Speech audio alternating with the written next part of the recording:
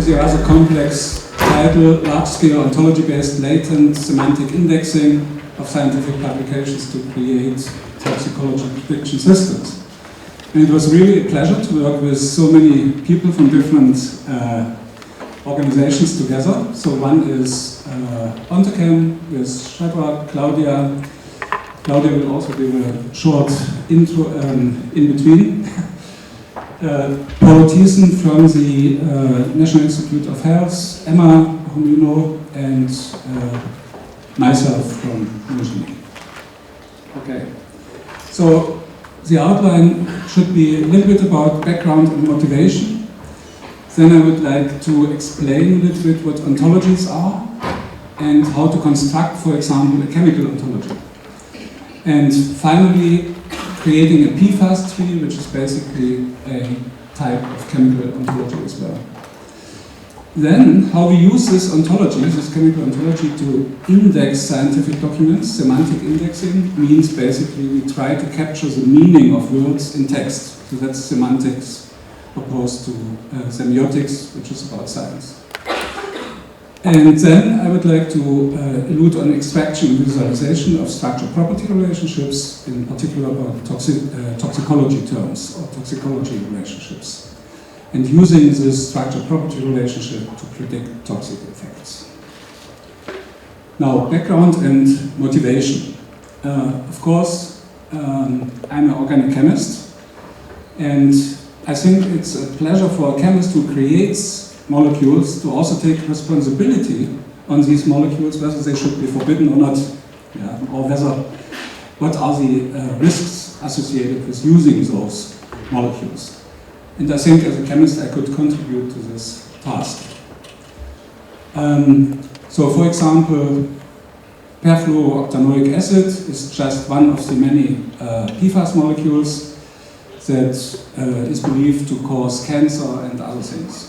And therefore it would be interesting to look at these.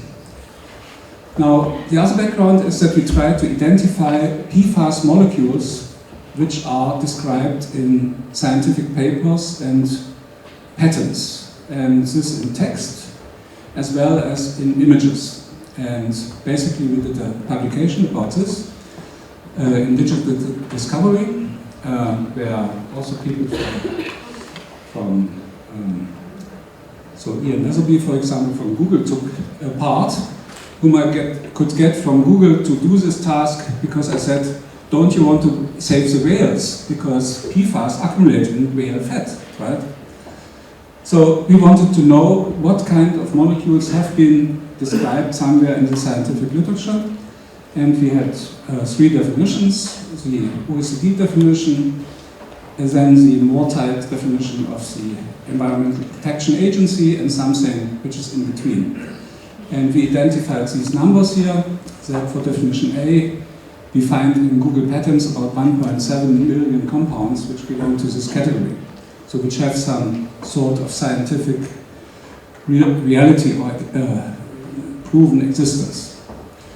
And this article was actually found a big interest, and it was highlighted, for example, in Chemical Engineering News also, wondering about how to define PFAS molecules. Now, of course, the goal of this is not just to find molecules, but to find properties related to these molecules, and which would allow us eventually to use ontologies and text mining, so the technologies we have applied, to predict toxicology or toxicity of PFAS molecules. And the background goes to 2018 presentation at the American Chemical Society together with Stephen Boyer. At that time at Google, using compound classes and classifying chemical compounds and bioactivities. Now the situation has changed a little bit because millions of full-text scientific documents are ready for semantic indexing. So we really have access to the full text of the scientific publications and patents, where we could extract co-occurrences of compounds and properties, for example, toxicities. Okay, ontologies. That is kind of a philosophical term, first introduced by Aristoteles actually, and ontologies are nothing else than defining categories, properties and relations between concepts. And to make it a little bit more understandable, the New Yorker gave a presentation about what ontologies are in the form of an ice cream ontology. So you can define ice creams also in an ontology.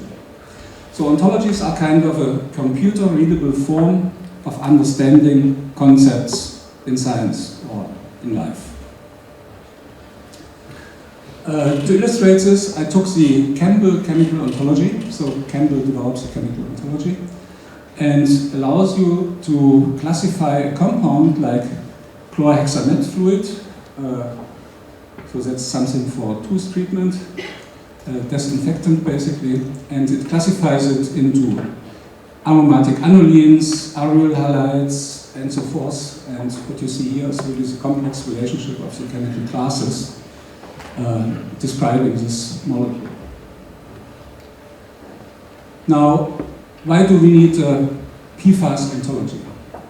Basically, there was a publication saying that there are about 7 million PFAS molecules, according to PubChem, out there. And the question is, of course, we can't look at every molecule, but can we have software look at these molecules and classify them into compound classes to basically allow for identifying problematic chemical substructural classes or combinations thereof. Yeah? So if we have two classes, are they kind of neutral or do they have synergistic effects? To support efforts for handling risks and to support legal actions for handling these molecules. Now, there are a lot of PFAS trees ontologies already out there, and one, so I don't want to go into this topic, that's more the topic of Emma giving the next talk after this one. And you may upload or also look at the talk through this PowerPoint. Yeah, so creating a PFAS ontology should allow us to answer certain questions where I put some prototypic questions here. So for example, which PFAS molecules contain heteroaromatic groups? Which contain tetracyclic groups, sulfonamides? Which PFAS class is likely to exhibit in higher than average toxicity? Or which PFAS class combinations are especially toxic? So basically using big data analytics for health risk management of these PFAS substances. Now, how do we define chemical classes? And for this we are using, from a structural point of view, the Taylor and Smarts expressions. And what you see here is, for example, the Smarts expression for an aliphatic carbon atom, so quite simple. So the atom number and A, like aliphatic, is rather simple. It gets more complicated for more complicated stuff, like what you see here is a definition of an amino acid. So it requires a chemoinformatics guy to set up these definitions. And in 2012, so it's already 12 years ago, we published a paper on the automated compound classification using a chemical ontology, because at OntoChem we have introduced and, or, and not logic, combining these Smarts expressions in a complex way to get what we want. And there's a software which can do this. It's called Zodiac, and it can be, it's free for academic use. So if you want to do similar stuff, you can download the software and develop your own classification system, your own chemical classification system. Okay, so now I would like to describe a little bit how we constructed the PFAS ontology, which is of interest here. First of all, we have ring systems which are of interest, like, you know, benzene, triazine, and these things which were mentioned. And the question is, can we identify those ring systems? And we used the OpenChemLab software, which is open access for everybody. And we've used instead of the INCHI keys, we believe a better version of what is meant by INCHI keys are the ID codes of OpenChemLab. So we analyzed all PubChem compounds, which is 117 billion, and we found about 731 plain ring systems, like this one here, for example, from which about 90,000 occur 10 times or more. And these were added as plain ring systems with the ID codes to the ontology. So we can identify which ring systems you find in a molecule. And this looks like this. So for example, here you have the smile string of a ring system. Here you have the count in PubChem. Here you have the ID code, and here you have the name of the ring system. So for example, the benzene ring system occurs like 88 million times in PubChem. So it seems to be a very favored, liked system that you can find. After that we have pyridine and so forth. Okay, but we also do have more complex systems, ring systems, like for example this, just to give you an insight into the ring system ontology, like tricyclic ring systems where you have here a 12, 12, 12 membered tricyclic ring, which is shown here as a chemical structure. So there are about 90,000 ring systems in the ontology.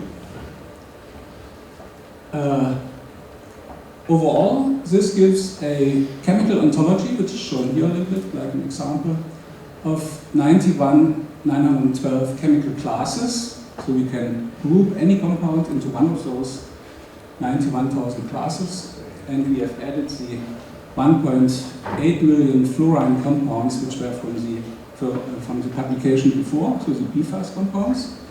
They were assigned to their classes, and this assignment can be done either by Zodiac, which is free, but needs a Chemaxon license, or is using CDK smarts, which can be downloaded from a GitHub repository.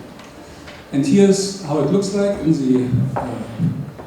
the display of this Zodiac software, where you can load the compounds in. So for example, here we have a compound, which is then classified, and you can get the classes of this compound and also write it out and manipulate with these classes.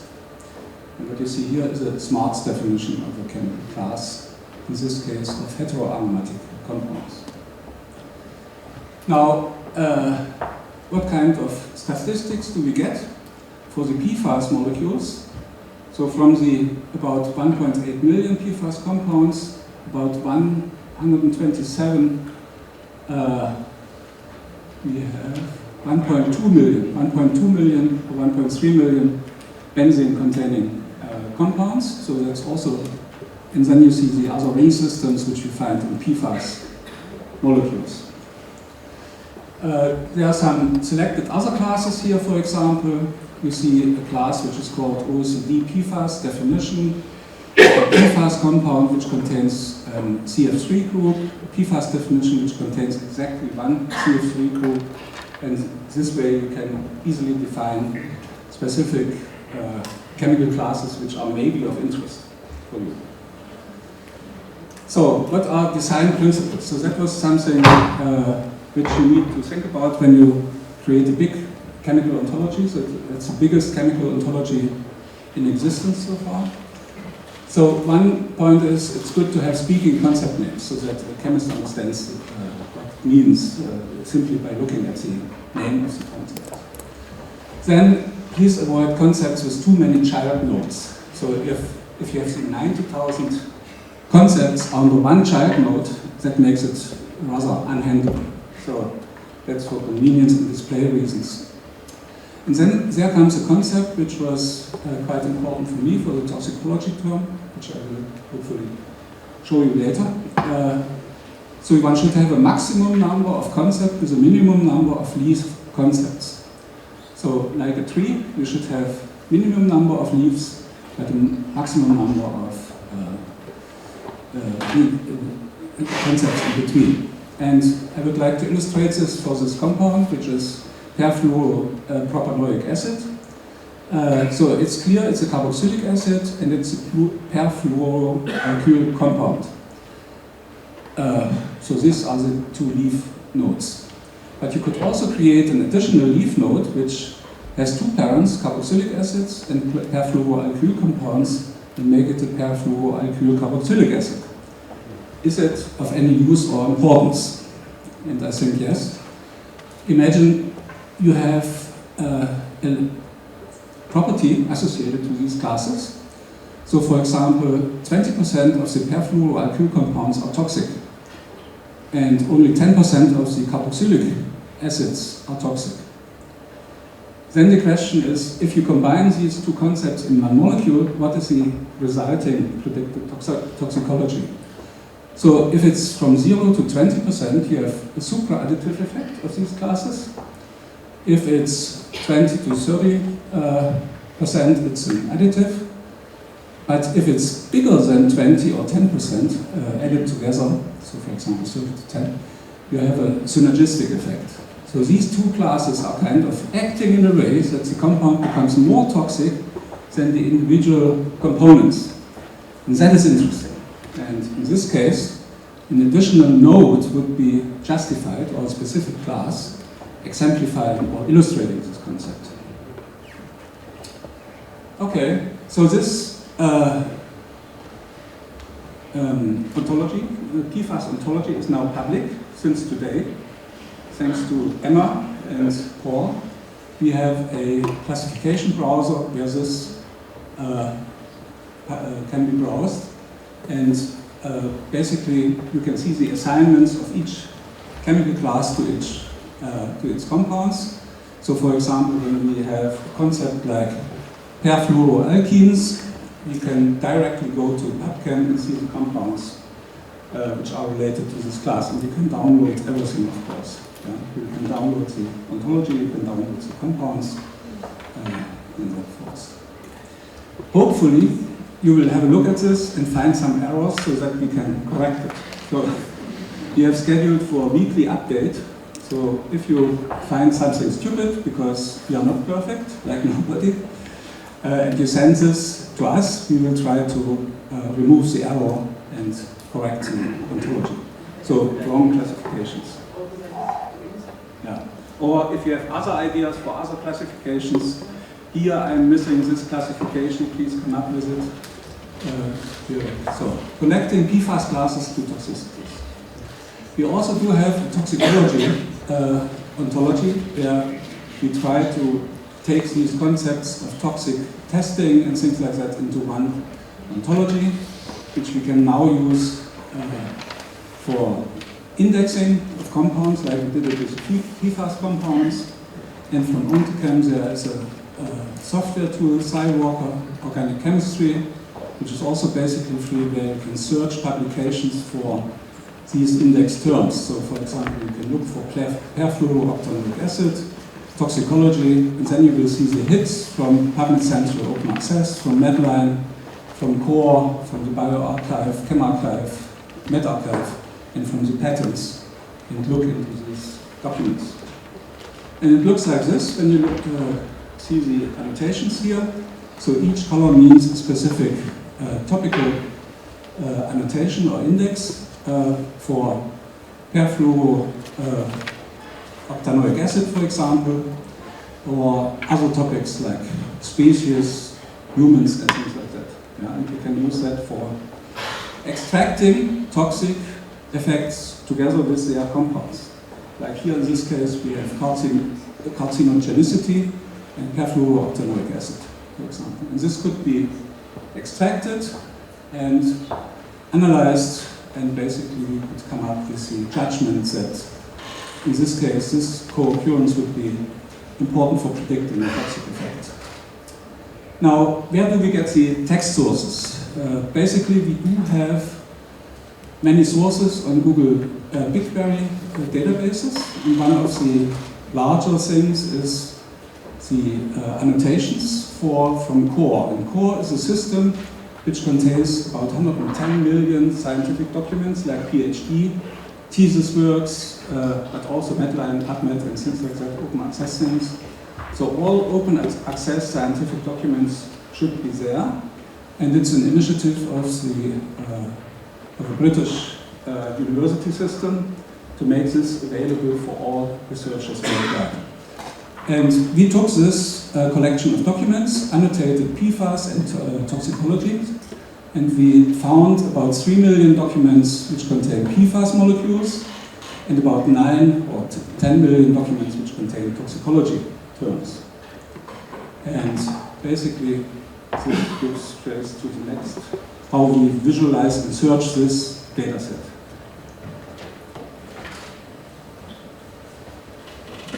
Thank you, Lutz. Now I will lead over to the large amount of data Lutz was presenting. So you have seen 1.7 million PFAS molecules, you have seen 9 million mentions of toxicity concepts, you have seen millions of documents behind that. How do we visualize that and make it transparent for an end user, like a research scientist or like an industrial employee, to get an overview about all the data out there?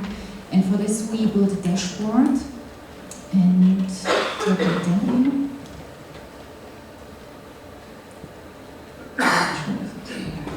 Okay, so I jumped directly in the interactive dashboard. It is built with Looker Studio technology, using all the data points behind it and Google BigQuery, and it is based upon all these concepts and annotations Lutz has shown.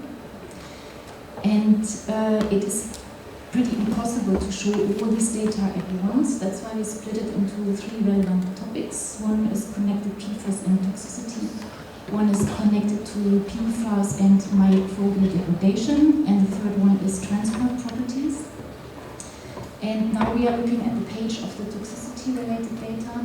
And we built a query, an ontological query. You see that at the top where you see the toxicity search strategy. It's just one ontological node behind that, which comprises all the 1.7 PFAS molecules in it, but we narrowed it down to toxicity relevant documents and collected all articles from these open access data sources like PMC publications, Medline, Core, and patents. It is an interactive dashboard, means users can, let's say, see first a statistic of all occurring PFAS molecules within such a data set, can navigate through it, and for example select one PFAS molecule of interest. Let's jump to trifluoacetic acid. And now it's loading all the data behind that. And all the core occurrence graphs are updated based on trifluoroacetic acid containing documents. Means that the toxicity concepts which are occurring with this compound in this document collection are also sorted with respect to occurring frequency. And this way you get a kind of overview, you get a profile of this compound, what are the most toxicity relevant labels which occur in this document set. The same also for diseases, because diseases in that connection are highly relevant for toxicity evaluation. Different type of cancers, etc., and even psoriasis, autoimmune diseases are connected to it to some extent. Anatomical concepts like, for example, whether it is occurring in the brain, lung, serum, etc. And also molecular and biological magnitudes which we are selecting, and all based on our whole set of ontologies behind that. So we have currently about 40 million concepts which are used out of our ontology index applied on this huge data set. Everything can be exported, then finally you get corresponding relevant documents. There's such an export button where you can download all the bibliographic metadata, and you can even jump to the original article itself, and it's connecting that to the tool for which you can apply and get access to. The same is for microbial degradation, where we chose different concepts to show and display as a relevant one.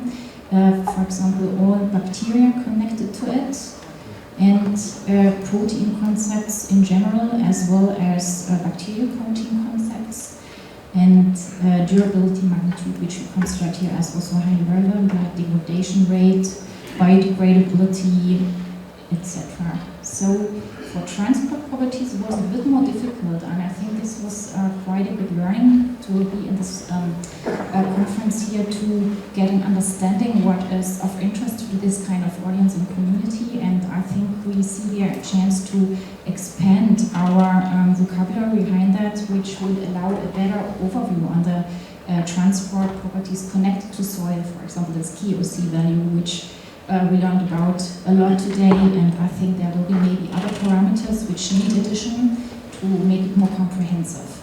This is for sure also would benefit from your feedback and what you would like to see there. And this dashboard was built in collaboration with a project with National Science Foundation and IBM to, let's say, illustrate the most prominent parameters which describe certain PFAS molecules for future replacement. So the how industry can replace PFAS molecules in their applications and their developments. And for this, I think the initial understanding of the complete set of all literature which mentions PFAS might be beneficial. And such dashboards are also built in collaboration, for example, with a joint research center. We are doing that for other topics as well, in that case depression, so it can be adapted to any kind of other topics we see here. For example, it's not just connected to PFAS and toxicity, but also to your other classifications of molecules you see here, and just illustrating this as a draft. Yeah, thanks, Claudia. So,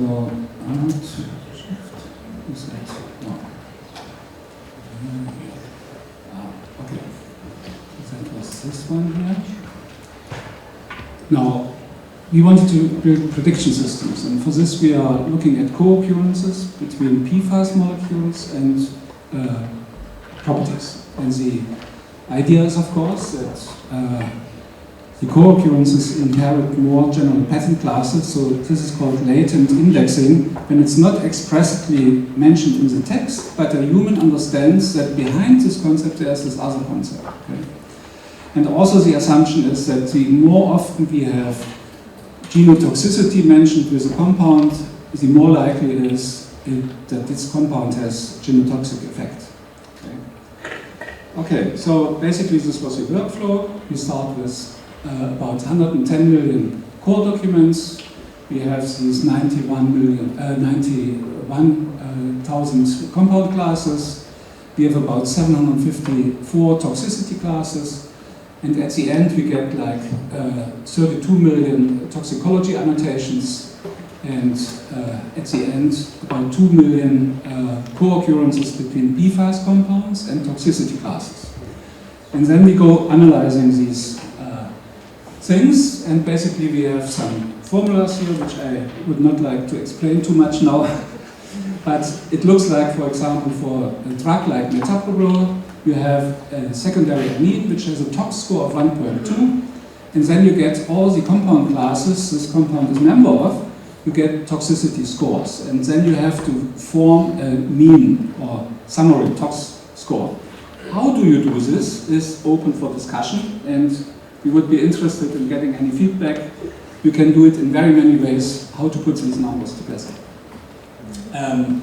So basically, examples here for high tox score molecules.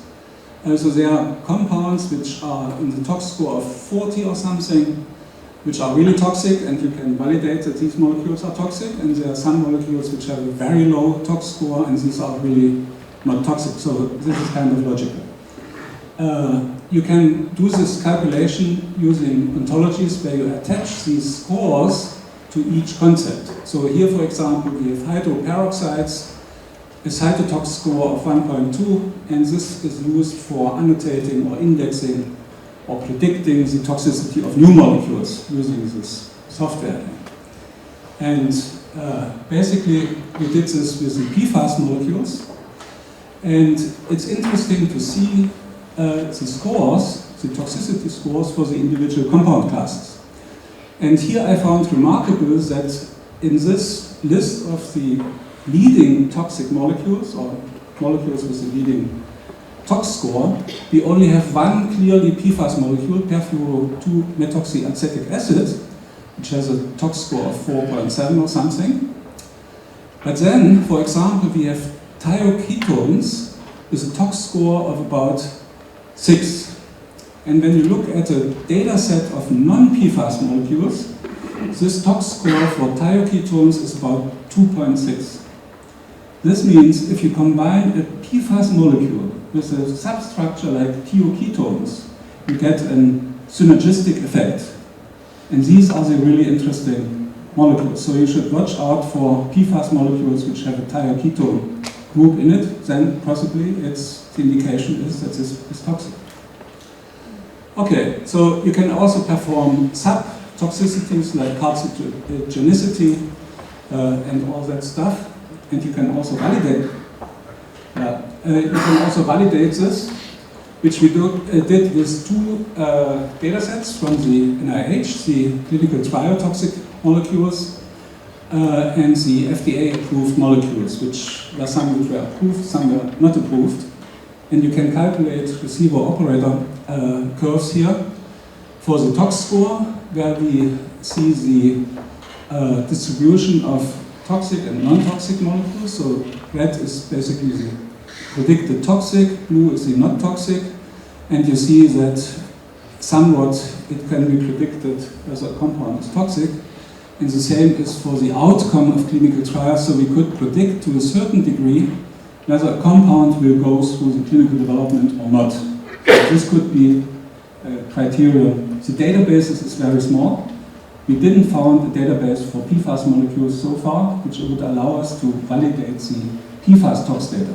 Yeah? And if anybody of you has such a data set, highly welcome. We would take it and try to validate it. And so basically what's next?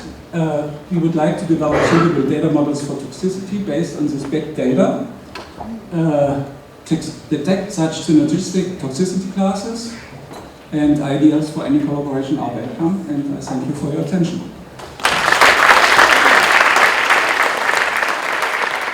ZeroPM, Zero Pollution of Persistent and Mobile Substances. This project has received funding from the European Union's Horizon 2020 Research and Innovation Programme under grant agreement number 101036756.